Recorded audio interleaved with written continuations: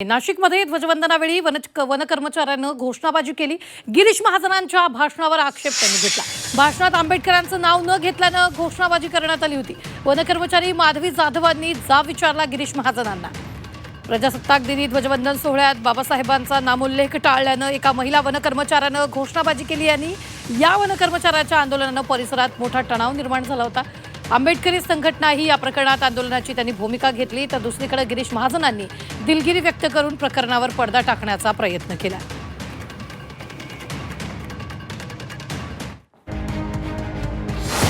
गिरीश महाजनांच्या प्रजासत्ताक दिनाच्या भाषणावर आक्षेप। बाबासाहेबांचा भाषणात उल्लेख टाळल्याचा आरोप।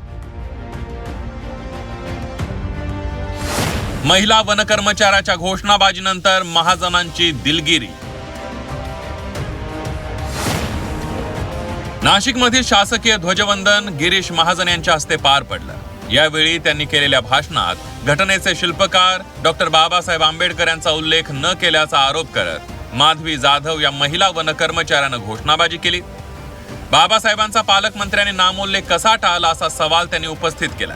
वर्दीतल्या महिला कर्मचाऱ्यांना केलेल्या घोषणाबाजीनं एकच गोंधळाचं वातावरण निर्माण झालं होतं।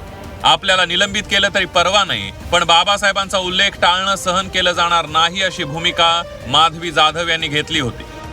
मला सस्पेंड केलं, मी वाळूचे गारे उपसील, मी माती काम करीन, पण बाबासाहेबांची ओळख पुसू देणार नाही। मला सस्पेंड करायचं करू शकता मॅडम, बाबासाहेबाला संपवायचं काम करायचं नाही।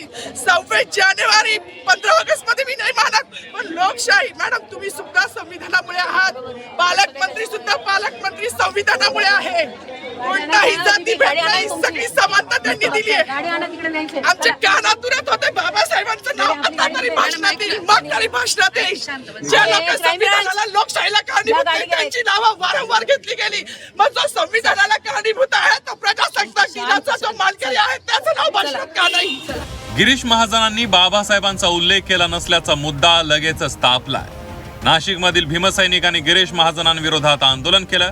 गिरीश महाजनांच्या माफीनाम्याची ही मागणी केली आहे, तर शिवसेना उद्धव बाळासाहेब ठाकरे पक्षाने गिरीश महाजन यांच्यावर टीकास्त्र डागलंय।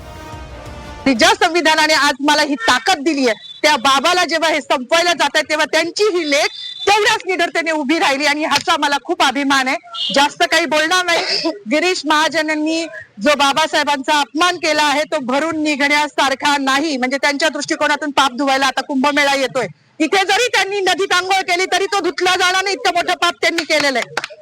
त्यांचं पाप जेव्हा संविधानाच्याच मार्गाने त्यांच्यावर ॲट्रॉसिटी दाखल होईल ना तेव्हाच ते धुतलं जाईल।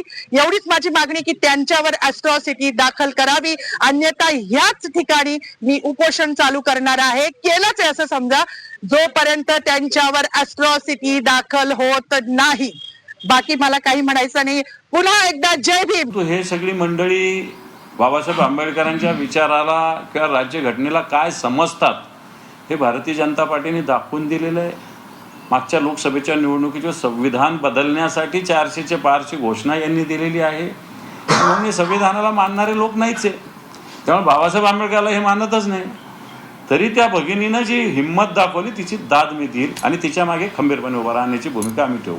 मंत्री गिरीश महाजन यांनी डॉक्टर बाबासाहेब आंबेडकरांचं नाव न घेता जी RSS ची मानसिकता, भारतीय जनता पार्टीची मानसिकता उघड मांडलेली आहे, या मानसिकतेच्या विरोधात हा देश आहे।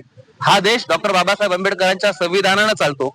तुम्ही EVM मॅनेज करून सत्ता हस्तगत करू शकता, परंतु लोकांची मनं हस्तगत करू शकत नाही। आणि हा रोष तुम्हाला रस्त्यावरती, हा रोष तुम्हाला आंदोलनात, हा रोष तुम्हाला तुमच्या भाषणांच्या वेळी असाच दिसला जाईल। माधवी जाधव यांनी केलेल्या घोषणाबाजीची चर्चा नाशिकच्या जिल्हाधिकारी कार्यालय परिसरात होती। जेव्हा गिरीश महाजन यांना माधवी जाधव यांनी केलेल्या घोषणाबाजीबाबत विचारलं असता त्यांनी भाषणात चुकून बाबासाहेबांचा उल्लेख करायचं राहून गेला असेल तर दिलगिरी व्यक्त करतो असं सांगून प्रकरणावर पडदा टाकण्याचा प्रयत्न केला। आनंद राहिला असेल असं नाहीये, पण तसा काही माझा कुठलाही हेतू नव्हता, कुठलाही माझा तसा हेतू नव्हता। आणि त्याच्यामध्ये फक्त मी घोषणा दिल्या, भारत माता की जय, वंदे मातरम, शिवाजी महाराज की जय, बरोबर आहे। पण तसं काही असेल तर आनंदाने झालं असेल, त्यामुळे माझा त्यामागे कुठे काही मुद्दाम नाव डावलण्याचा वगैरे हेतू नाही। आणि मला वाटतं प्रत्येक वेळेला आपण दरवर्षी भाषण देतो, मी तपासून बघा, त्यावेळेला असं काही होत नाही। तर यावेळेला त्यांना काही वाटायचं तर माझी दिलगिरी व्यक्त करतो मी। शासकीय कर्मचारी, तीही महिला, अशा प्रकारचं धाडस करताना दिसत नाही। पण बाबासाहेबांचा उल्लेख भाषणात नसल्यानं थेट मंत्र्यांना जाहीर सवाल विचारण्याची हिंमत माधवी जाधव यांनी केली आहे.